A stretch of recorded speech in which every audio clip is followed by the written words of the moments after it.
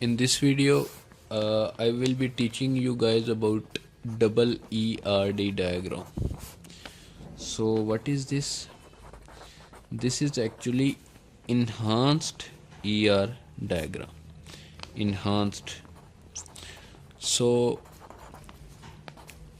if your project gets bigger, then your ER diagram will also be bigger than the normal one. So many firms creates enhanced ER diagram to reduce their ER diagram size. So they use couple of concepts in them. So the most important concepts are these three concepts which we will be learning: specialization,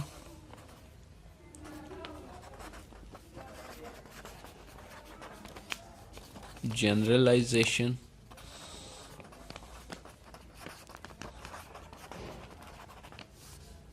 and aggregation.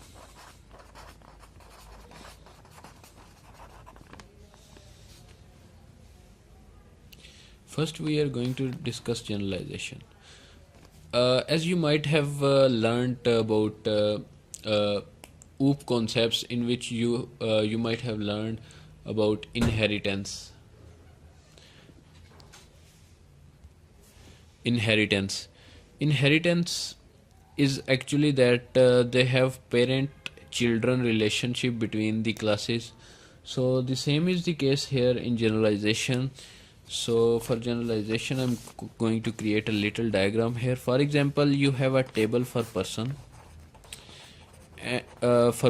entity type, and you have other two entity types like customer and employee. So these are actually persons, employee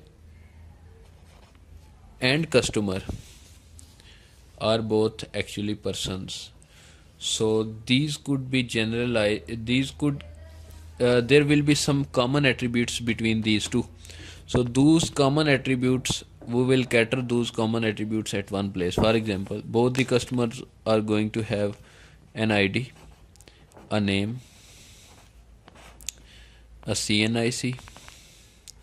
Alright, these are the things which are common, but some things which are not common will be added to these tables. And what those could be?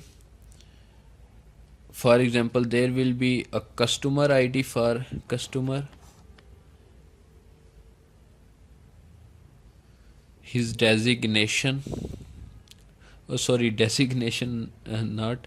but his credit. For example, that you have a regular customer and you have maintained a credit or something like that for him, so that would be there. So in employee, there will be employee ID and his designation. So these are the two things which can't be common in person. So these are generalized and created separately, but these customers and employees are inheriting some attributes from the parent.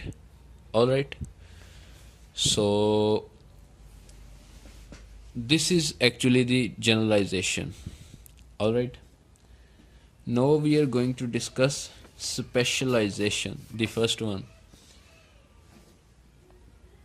Specialization is the same concept, but in this we use up to down approach. First we design generic, then we move to specific one. For example, in specialization, we might have designed person first, and then we have noticed that we have to create a customer and employee separate. But in generalization, we create all of these. We create customer and employee first, and then the person. These are just differences between the approach. In specialization, up to down approach, but in generalization, down to bottom up approach. So this is actually specialization, generalization. And next comes in is the aggregation.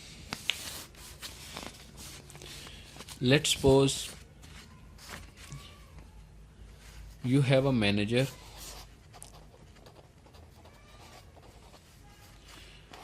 that manages a department as well as employees.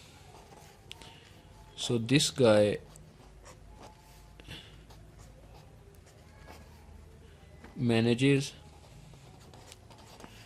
department and employees. So it has the same relationship. So we can write it as this: department and employee in the same main box, and the relationship is manager. This is actually called aggregation conversion from this diagram to this one. Alright, so this is aggregation. This is all about enhanced ER diagram. So we can convert the same diagram into this one.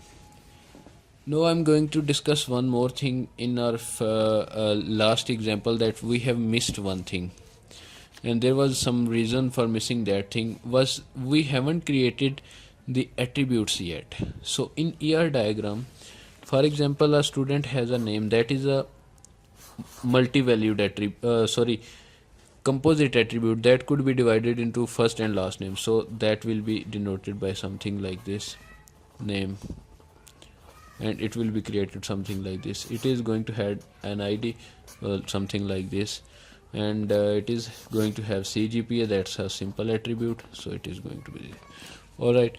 So this way we can create attributes of all of these.